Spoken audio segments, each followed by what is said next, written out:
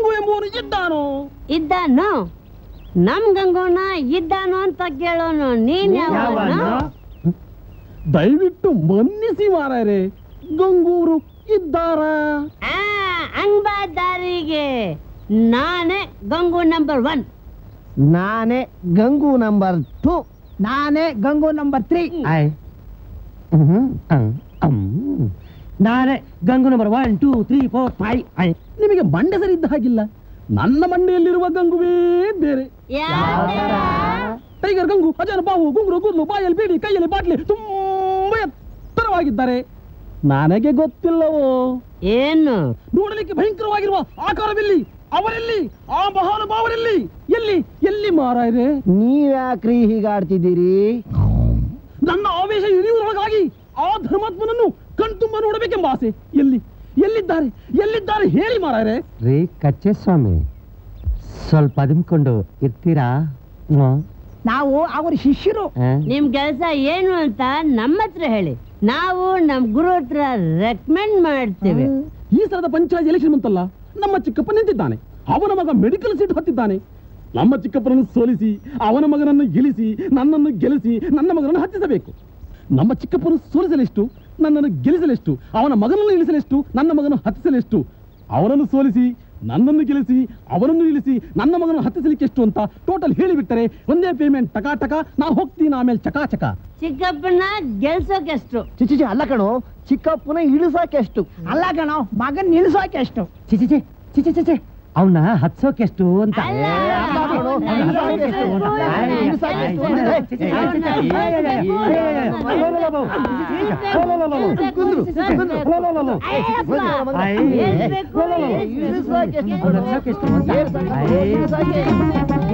ಗಂಗುವನ್ನು ಹುಡುಕಿಕೊಂಡು ಬಂದರೆ ಸಾಕ್ಷಾತ್ ಗಂಗಾದೇವಿಯ ಹರಿದು ಬರುತ್ತಿರುವಳಲ್ಲ. ಗಂಗಾ ಗಂಗಾ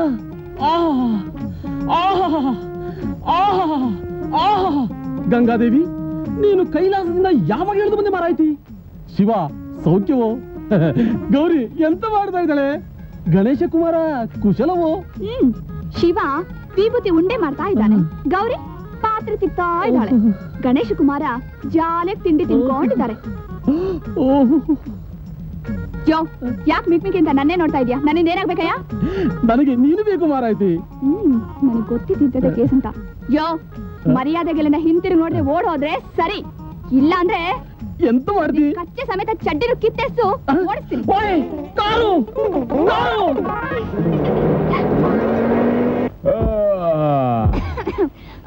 ಗಂಗು, ಇವತ್ತಾದ್ರೂ ತಲೆ ಸ್ನಾನ ಮಾಡಿ ಬಟ್ಟೆ ಬದಲಾಯಿಸಬಾರ್ದಾ? ಯಾಕೆ, ಯಾರಾದ್ರೂ ಹೋಗ್ಬಿಟ್ರಾ? ಬಿಡ್ತು. ಇವತ್ತು ಮಾರಮ್ಮನ್ ಜಾತ್ರೆ ಅಲ್ವಾ?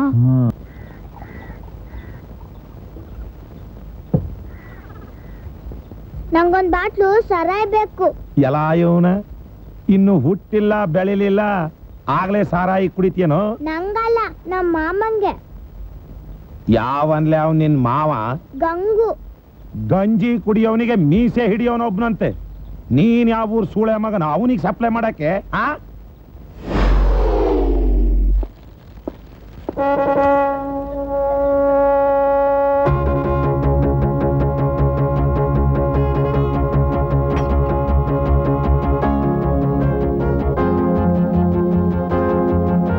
ಮಗುನೇನಂದೆ? ಆ ಮಗುನೇನಂದೆ?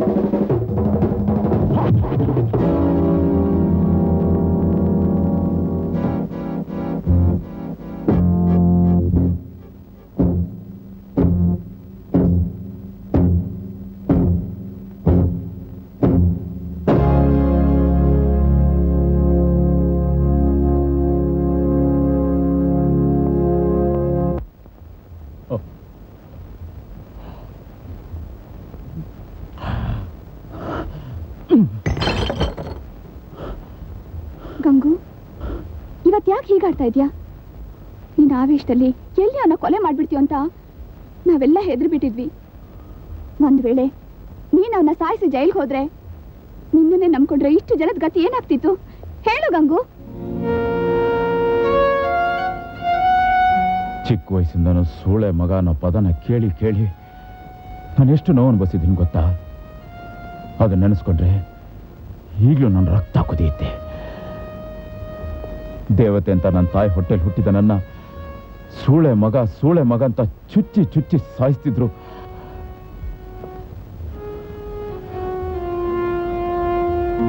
ಆಗ ನನ್ಗೆ 8